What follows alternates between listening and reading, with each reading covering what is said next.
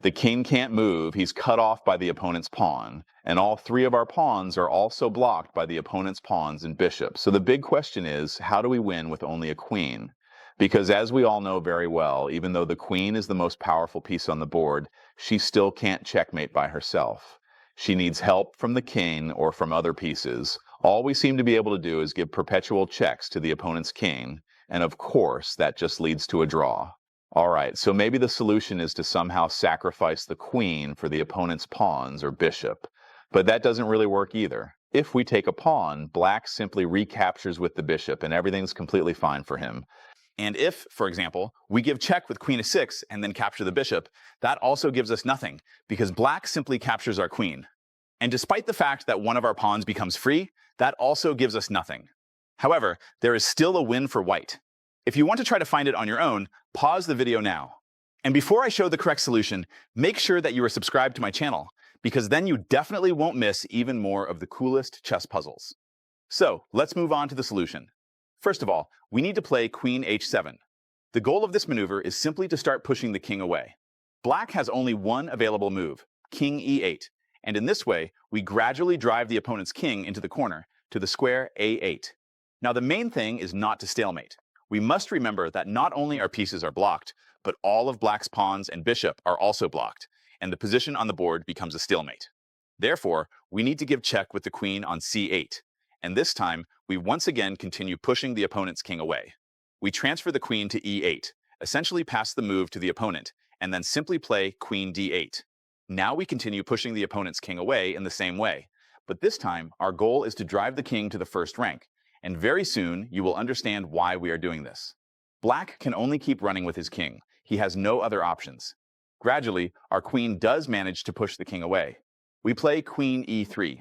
The king does not want to go to the first rank, so black plays king b2, resisting with all his strength. But in the end, we still force the opponent's king onto the square b1.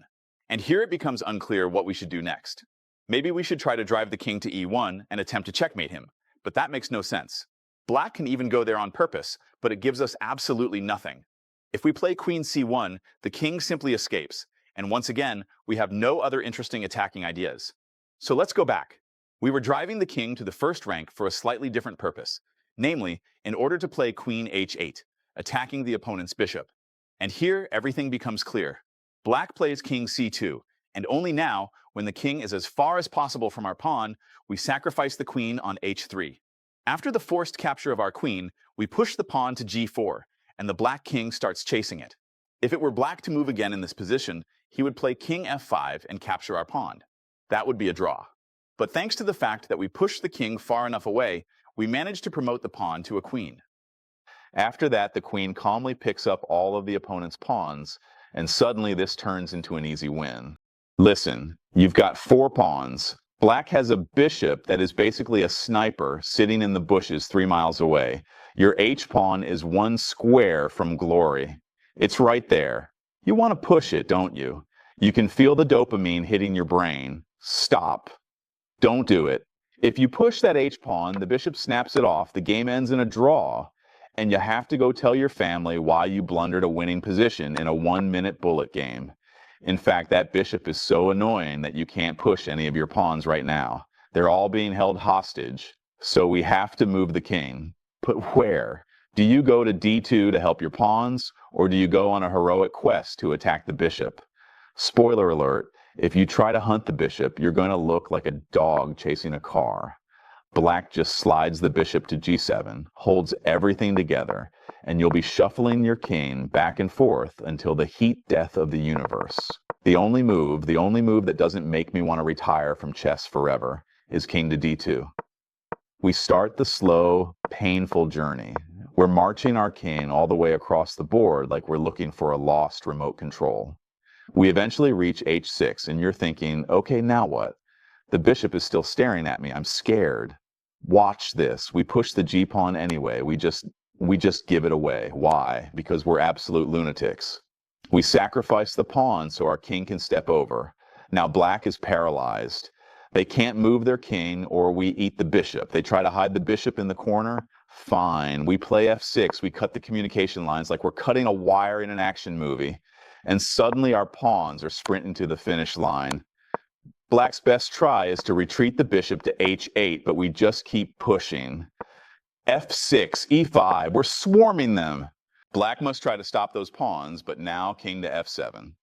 We run into the corner, we kidnap the bishop, we promote to a queen, and we win the game while Black wonders why they even bothered waking up today. Two of our pieces are under attack at once. More precisely, our rook is being protected by the knight. But still, if we retreat anywhere with this knight, Black takes our rook, and otherwise, Black wants on the next move to capture our knight. The question is, how can we, with all this, manage to win this game? I suggest you pause the video and try to find the solution for White. How can we actually achieve victory here? But before I show you the correct answer, I would like to ask you to subscribe to my channel if you enjoy such analyses of studies. So, let's move on to the solution. Obviously, we would like somehow to move the rook further away from the opponent's king, and at the same time attach ourselves to the black bishop. But how can we do this properly? After all, there are quite a few different options. Let's take a look at the example of the move rook to c6. We moved the rook far from the black king, and if the opponent does nothing, then on the next move we play knight to g6, bringing our knight under the protection of the rook, and we are left with rook and knight against bishop, and that, of course, is a winning endgame. And our idea is also that if black captures our knight at this moment, then the opponent's bishop and king end up on the same rank. After that, we play rook to c8, deliver a double attack, and win this game. But in reality, the move rook to c6 has its drawback. Let's go back one move earlier. The problem is that in this position, after we played rook to c6, Black is not obliged to capture our knight immediately. First, in this position, he pulls back his bishop with check, bishop to g3, and after our king retreats somewhere, he can calmly capture our knight. And now we have no fork. If we play rook to c8, the bishop has already left. We can't win it anymore. The only thing we can try here is rook to h6, check, hoping the king goes back to g8, and then we could fork. But, of course, the king steps to g7, no fork for us. And here, it becomes an absolutely drawn ending. Rook against bishop. And with correct play by black, we cannot win at all. Alright, but what other options do we have to tie ourselves to this bishop? We can, of course, play rook to b6, attacking this bishop right away. Or we can play rook to a6, with the idea that after the knight is taken, we go rook to a8. But all these options run into the same thing. The black bishop, with check, runs to g3, and on the next move, black captures our knight, and white can do nothing after that. In this position, the extremely elegant move rook to e6 should be played. But you might ask, well, how is it different from rook to c6? After all, we also want to play rook to e8 after black captures our knight. And just the same, black can play bishop to g3 here. You're right. But this variation has its own nuance. Our rook on e6 turns out to be ideally placed. We retreat with our king to e2. After that, black must capture our knight, because if he doesn't, we escape to g6 under the rook's protection. And then we easily achieve victory. So, of course, black eats the knight. And then we play king to f3. We simply attack the bishop. The bishop has the entire open board, but where can it retreat? Let's check all the squares in order. The square e1 is covered by our rook. That's at least 1 plus to its placement on e6. The square f2 is covered by our king. There is also h2 and h4.